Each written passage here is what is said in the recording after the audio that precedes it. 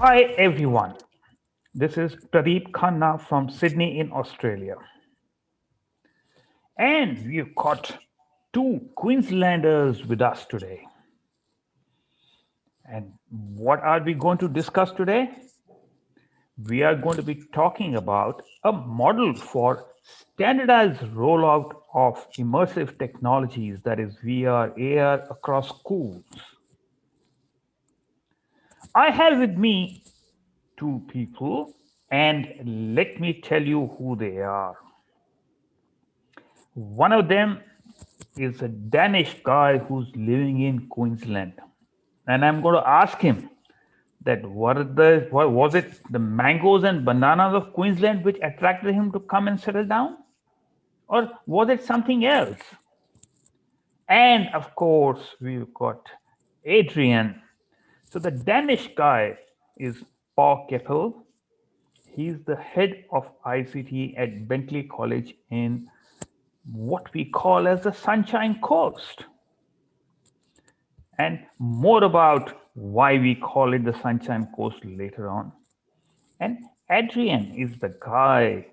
He's not only an educator, but he's also a technology guy. So a perfect blend of edtech. With this, welcome Paul, welcome Adrian, and welcome everyone else. Paul and Adrian, first of all, I want you to tell everyone about your professional background.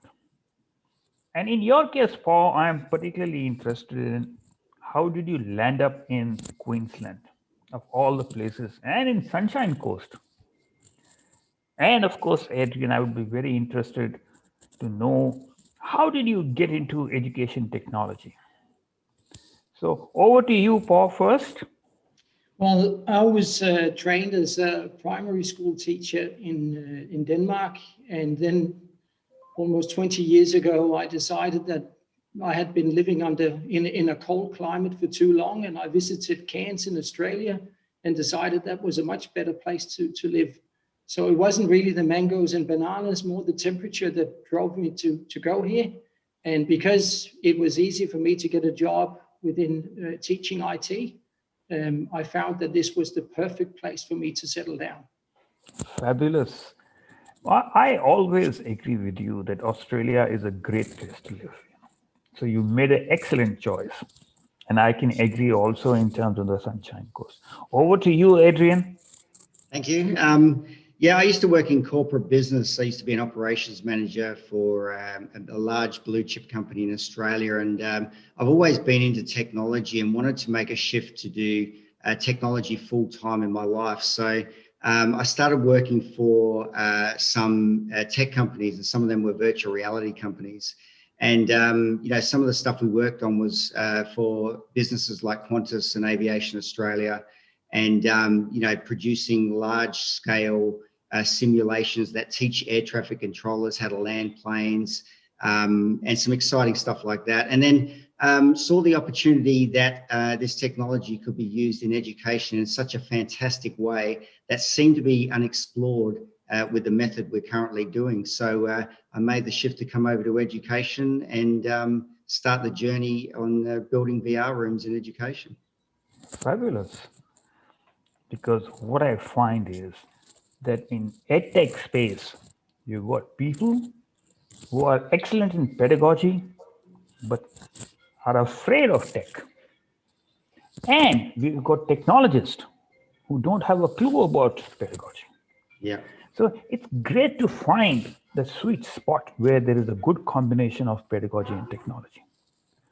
Now, one of the challenges of VR AR in the school environment is that, first of all, in the VR AR space, nobody really knows who's doing what. Despite being around for the last 25 years, we are not at the tipping point, although the tipping point is very close now. We are about 2 to 3 years from now. And thereby comes the question that different schools have different levels of knowledge, skills of immersive technology. You will find that there are schools who are doing absolutely nothing in VR AR. And you'll also find schools which are going gangbusters.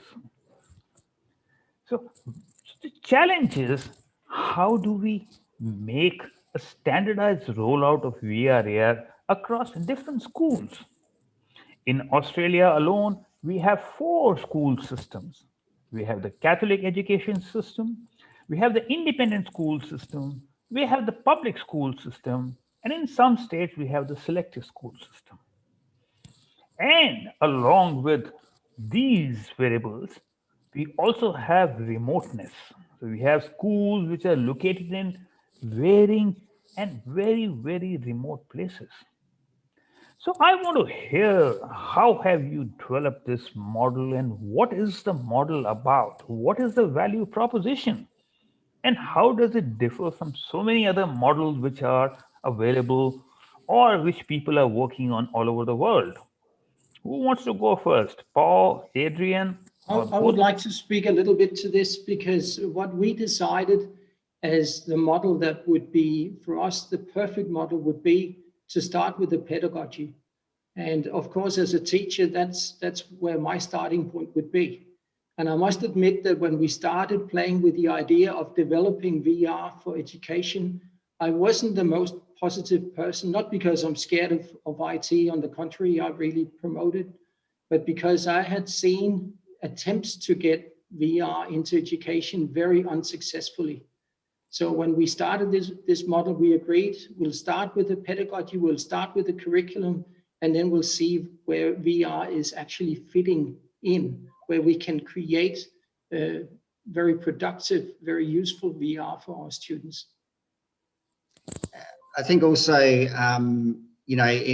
there's a lot come down to the mix of hardware versus software you're using within the education system. I see a lot of schools with mobile VR or cardboard VR, which is a great passive experience if you're looking at a static scene or a video style 360 video. But I think for us to really get to the state of immersion and what we call the deep learning state for students, where they have to actually interact, they have to do something to get a return and have an emotional connection with what the software is telling them, and then they're likely to remember it because we're bypassing the short-term memory. So having that mix of hardware and software that really reaches that level of immersion is really key for us to making this work. So, if I understand you correctly, what you are saying is that you are developed solutions which include hardware, software, content, and gaming engines, plus, which any school can just hit the ground running.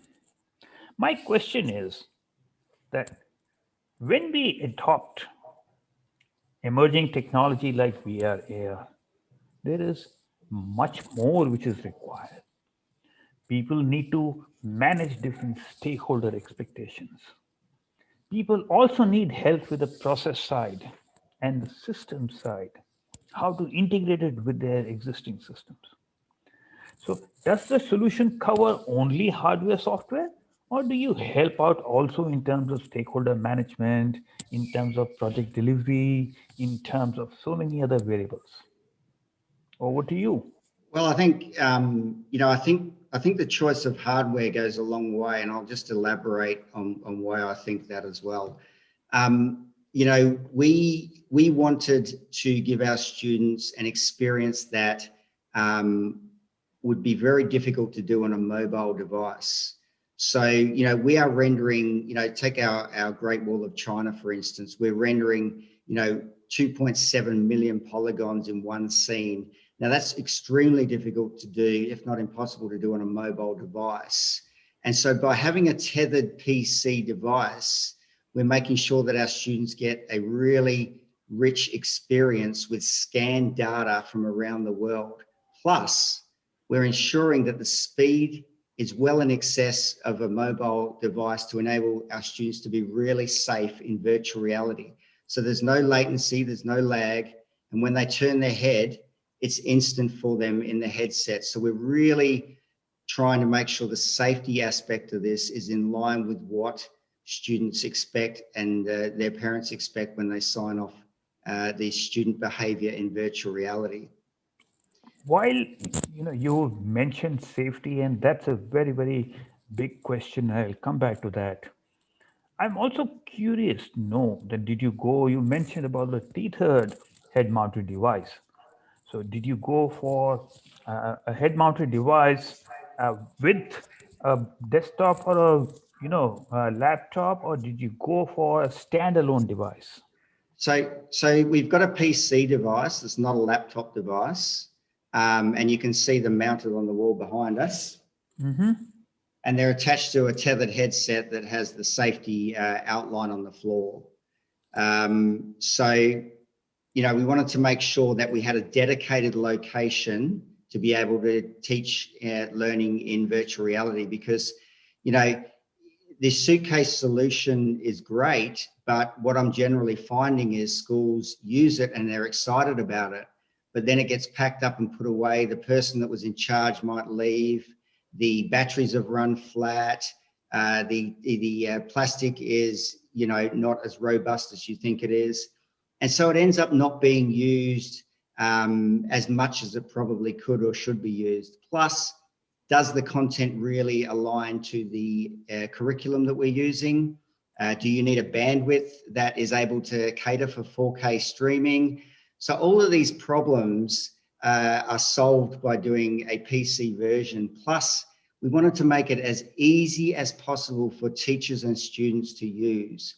So the startup sequence for this doesn't require any Facebook login, doesn't require any third-party plugins. The reason we chose the mixed reality solution was it works straight out of Windows 10, which every school in Australia is running, and we can just get it to work out of Windows 10 to produce our classroom, and it's one click to get into any subject. So what I was finding was they were setting up all these headsets in classes, but it took them a very long time to get started and a very long time to log into all these devices, set up their boundaries before they even start learning. And another thing in connection with Yes, this, Paul.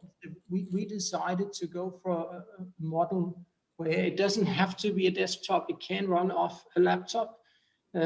We decided to have a look at how complicated or how simple can we make the learning and the learning opportunities for the students. So we've decided to go with just one controller, where we mostly just use one button or two buttons. So we don't require a teacher standing next to the student and going through the student, oh, you have to click here and then you have to do this and do that. Because that would almost require a one-to-one between student and teacher. So we said, no, this has to be working in a way where the students can navigate themselves, they can explore, and they can use inquiry-based learning to expand their knowledge. So there is a lot of words in there: inquiry-based learning, curriculum aligned content, and so many other things. The first and foremost question which is coming to my mind is, does all this not push up the cost? Do the schools have a budget for all this? What is your thoughts? Because I find that one of the biggest challenges in a school environment is getting the stakeholders to agree on spending on what you are really calling is a dedicated lab or a dedicated space for VR AR with installed hardware. So, And that's the model we've gone for. A dedicated space you set aside. You don't have to have it mounted like the way we've done it behind us here, but we've found that's a very, very good model to use. Currently, we've got in this room, we've got 4 stations. But what we do with our students when they come in is that we have 8 students in here, so they work in pairs. So one student is the explorer in VR, the other student is the data collector, and they collaborate while they're exploring and learning. And then they do a swap after a certain amount of time, while the rest of the class is working on other, it could be paper-based stations or other items that they're working on in the same unit of work. And then they do a swap after a period of around 15 minutes, then another 8 students come in and so forth until everyone has been through having the VR experience.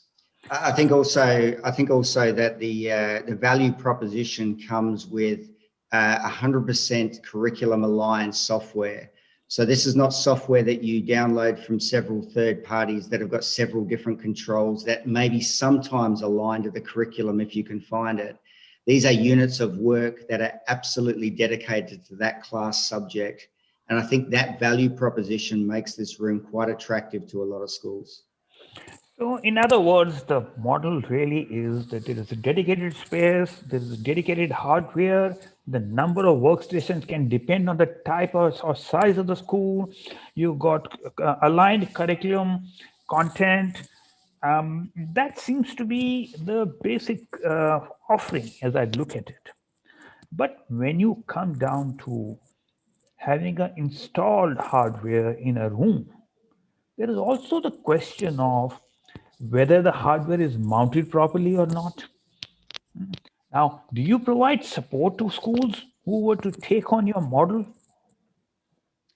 Yep, we have blueprints for this room and others like it, depending on your configuration. So, we have 4 VR units in this school, but that could easily scale to 8 if a school was large enough to have that in their lab. And I guess the reason it takes up a lot of space is because we give the students about 2.5 meters squared to walk around in VR and discover all them locations or problem solve or inquire about the subject they're learning on. So like I said before, this is not a passive, you watch it and it tells you something. You have to actually invest some time and energy into finding the learning that it delivers back to you. And because it's an inquiry-based approach, we don't give all the answers in VR. So you don't go into VR to learn all the answers. You go in there to problem solve and discover with your data collector all the results that you need out of that subject. So it is student-led, and that's why it's very different from a video-based experience, because a video-based you can't stop. You have to continue watching no matter what happens. But in this, if you're in the World War II, for example, and you want to spend a lot of time on the buzz bomb that dropped over London, then you could spend 3 or 4 minutes in that. There's no rush to quickly absorb the information because you have to move on. So this is very much a student-led discovery of information and learning. So I love this particular aspect where we are talking about inquiry-based learning, which is absolutely great from a pedagogy perspective. But let's say that there is a school which is somewhere hundreds of kilometers away from you and it's in a remote place and they want to take on your model. Now, it's very possible that the teachers over there may not be very tech friendly.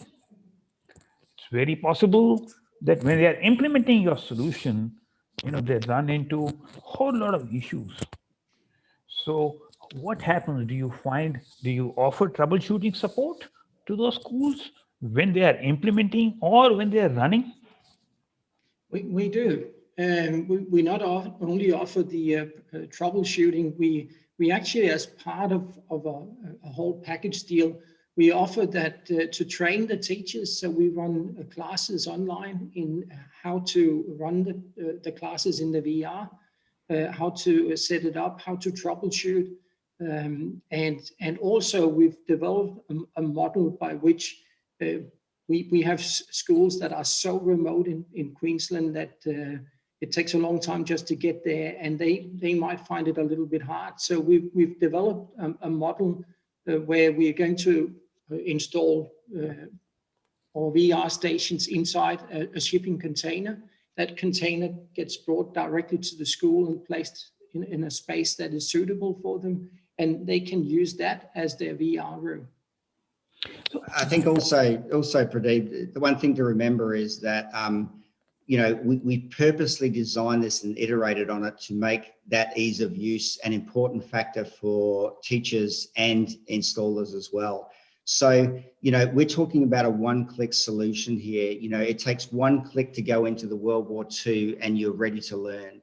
Every single module comes with a detailed set of instructions, and it might be as simple as you reach out and touch something that's yellow, and that is across our whole suite of modules. So we wanted to use touch more than pressing buttons, because we don't want to be able to remember 15 buttons on a controller to be able to use it. So students move around and touch yellow. Now, if they've done that in one module, that mechanic is taken across the whole suite of modules within our system. So once you've learnt it once, it's pretty easy for students that do ancient China in year 8. By the time they do World War I, they already know what the mechanics are, and they're in there ready to learn. So we're not spending time on them learning the actual mechanics. And I think that is what makes it really easy for teachers to pick up and run with. We've got one button to turn it on, one mechanic to move around, and one button to shut it down. So this is great stuff. But we talked about safety a couple of minutes back. Now, Yep. Safety has various connotations. There is an occupation health and safety perspective, and there is also that how young should a student be who is allowed into a VR environment, And there are a couple of other perspectives. What is your take on that, and how are you addressing that? What is the minimum age and class of students who are attending your classes? So over to you. Yeah, so what we've done is to go by the recommendation by the producer of the headsets. And that means that we don't expose any students below the age of 12 to come in here and try our VR. First of all, because their vision hasn't been completely developed, and that could harm them if they spend too long time in a VR headset. Plus, the headsets are pretty heavy for a small head, and usually designed for bigger heads. But we get the parents to sign off. We have a whole sheet where the parents go through the risk aspects. As Adrian mentioned before, we've gone for a 4K 100 hertz plus solution, so that we don't get anyone feeling nauseous or sick when they're wearing it. And we've got the safety aspects with our floor design so that it matches the environment inside the VR modules. Plus, we've got the posters on the wall about being a good VR citizen that they all have to obey by. I'll just elaborate on some of that for a second. So most commercial VR headsets and software, you have to set up a chaperone. So every time a headset comes to a school or someone uses a headset, they have to set up a boundary that they deem is safe for you to move around the area in. But what we've done is we've built into every module an automatic safety zone that if you step out of that 2.5 meter square zone, it tells you in the headset and flags to you where to move back to and says step back into the safe zone. So what we're doing is we are making sure that regardless of what you set up in the headset, there is always the safety aspect of moving out of the area. And just to elaborate on the poster there, so this is standards of behavior in virtual reality that parents sign off, and it's things like, why don't you touch somebody in VR? Well, because it makes them feel uncomfortable because they can't see where you are. Why do you need to stay outside the safety zone? Well, they're swinging around a controller and it might hit you in the head. And what we're realizing is these are great aspects to make great what we call virtual citizens. But if I can just elaborate beyond that, what we're also doing is we're not just teaching the subject in VR, but we're also teaching essential skills for when they go into the workforce. Because we know that the jobs out there are either going to involve an orientation, an inductions, training in VR. And what we want is our students to be comfortable with using VR and knowing what it's about prior to entering them jobs. So they might not be doing the exact same thing, and they probably won't be doing the exact same thing that they're doing here because they're learning, but all of them essential skills behind it are backing them up for when they need to go for these jobs of the future as a 21st century learner. They will have to do some sort of VR orientation, induction, training before they even get on the job. So we're doing all of them essential skills at the same time. That's very good.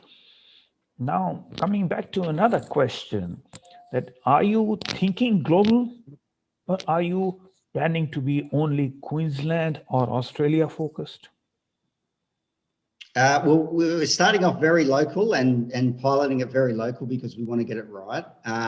But you know, the end game would be, you know, how much can we scale this, but how can we scale it correctly? So we're still talking about what that looks like and what the infrastructure behind that looks like and how to get that right on a larger scale. But what we have done is we've done very extensive piloting and data collecting to iterate this model to get it to the stage it's at today. We probably could have gone out globally a year ago, but to get it right and sustainable for the future, we wanted to make sure we had all of our data and all of our iterations right and ready to go. So what subjects are being offered and how many modules are there in each of these subjects? Well, totally, we've got at the moment 19 that are completed, 19 modules, and we are working on a few more. So in a very short period of time, it'll be 25. We're covering the humanities subjects. So in Australia's case, it's English. We're covering history. We're covering maths, science, chemistry, a lot of history, because we've got both World War I, World War II, and one about Holocaust, where the students get experiences, and anyone else who's tried it have said, oh, this gives me goosebumps up and down my arms, because I get an experience that is so different from sitting and reading about this in a book to suddenly being there myself and be part of the whole experience.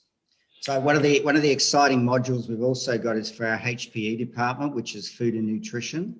So students get to select their daily intake of food, and then they get to push a button and it analyzes it for them to tell them how much sugar, fats, carbs, salts are in the daily intake. And then they get to look at the nutritional labels on the back and make better decisions on where they need to change their diet. So, you know, we're doing real innovative stuff like that with some of our modules. We've also got a physics module that focuses on gravity. And if you want us to, we'd like to show you what that looks like. Absolutely. All right. So I'll turn the screen. You'll be able to see our virtual classroom.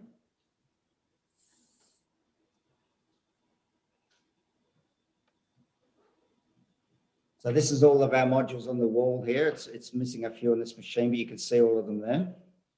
So this is how easy it is to get into a module. And the only one, Let's move that mouse up.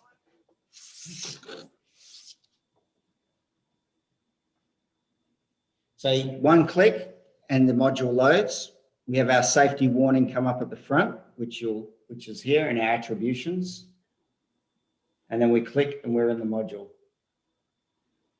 So in this module, this is a year 7 module, and we have a tennis ball launcher. Just have a look at it. So this launches a tennis ball at various objects. Now this one here is a torque one. So the number 4 relates to how much torque that object has as it moves through the world. And you can select different torque levels. So on Earth's gravity, you can see the results of that. Just keep turning around, pal. We'll have a look at the other side. No, the other way. Yep.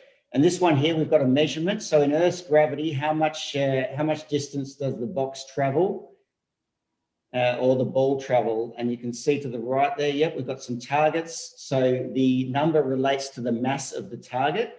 So you're able to move the target at mass 4, and it will be different for mass 16. Now, here's the real power of this module. If we turn around and we can change the gravity to the moon's gravity. And now if we go through that scenario again, we get a real different result because it's within the moon's gravity, and you can see how slow it moves and how much we can move them around now. So this is something we can't do in the real world. And this is something that gives students a real understanding of how gravity affects objects in real time. If we go to the Jupiter gravity, we can reach that one. Yep. So Jupiter's gravity is really heavy. So even the tennis ball coming out of the gun is really heavy. Everything is physical in the world and relates to the changes in gravity. This gives students an instant understanding of how gravity reacts on different planets and what it feels like to interact with objects as it's happening. Or we could do zero gravity. And Very good. Zero gravity. the ball just continues flying. There you It go. doesn't drop from up there because I have to shoot it around.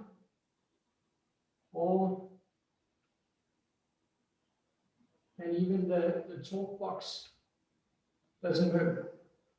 There we go. That's our gravity module.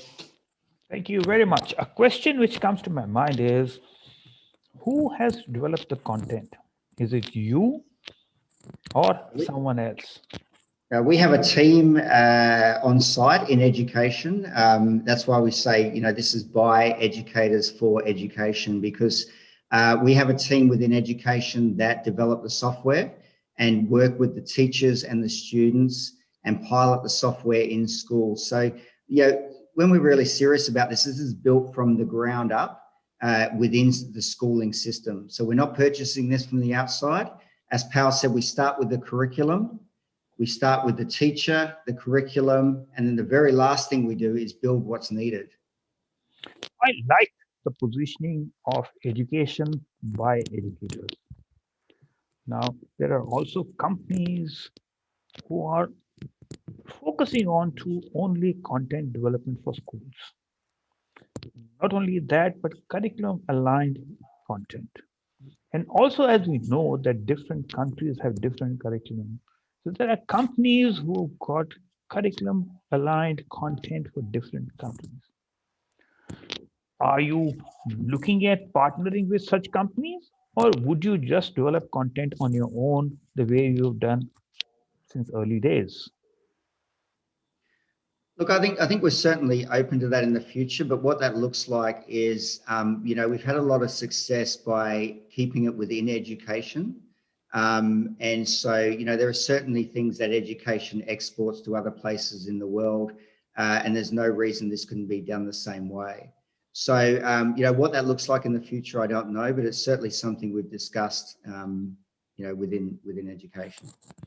Well, we've had a lovely discussion, and we are coming to the closing time. And one last question that I have for you is, how much does it cost if I were a school in Sydney and I wanted to take on your model, and there were 4 head-mounted devices that I was going to go for? So how much is it going to cost me? Well, the 4 head-mounted devices and the desktops sit around $4,000 each. So that's the cost of the actual hardware, plus the cost of the mounting brackets, or if you wanted the carpet similar to ours, that would be on top of that. But what about content? What about the support that you provide? Is there a cost for that, or is that free? Well, currently we're under negotiation about, what that looks like. So we don't want to put a figure on it right at this time. But what we do want to do is we want to reinvest any funds back into the project to make more rich content from around the world. So what I mean by that is, we want to provide all students with the ability to understand and see things at scale and get really good perspective on items that we can't currently afford within education, as in 1 or 2 schools. So what we want to do is, we do want to have a charge on it. We're not sure what it is yet, but we want to reinvest that into better content that is more rich in the future. And currently we are working closely with 3 other schools, where we, first of all, in 2 of the schools, we've been testing a lot of our modules and getting feedback from the students. But also we're looking at creating a developer's kit, because we want to make this sustainable, not just relying on the team that we've got working in our school, but with the teams across Australia and potentially across the world. So, in other words, not only are you going to love and like the temperature of Queensland, but you are also going to export your passion to all the schools around you. I love it. It's a great offering. I wish you guys all the very best. Particularly, what I like is education by educators. Number one. Number two is curriculum aligned content. Number three is a one stop solution, which what that does is it takes away schools from making difficult choices about what kind of hardware to go or what kind of systems to go in for. And very often I have noticed that schools end up buying what I call as toys, because some vendor has shown them something which the school has really not understood, but they thought was a great solution. So look forward to this, and we are on a journey, and we will follow up this session in a couple of months' time to see how your journey is coming along. And with this is Pradeep Khanna, Executive Director, Asia Pacific for the VRAR Association, signing off. We are building a huge global community, and education and training has the second highest take up of VRAR. And I'll be delighted to help out what you guys as VRAR members are doing. What a fabulous job you're doing. Take care. Bye for now. And also to all the attendees, have a lovely morning, evening, afternoon, night, whatever is it in your part of the world. Bye.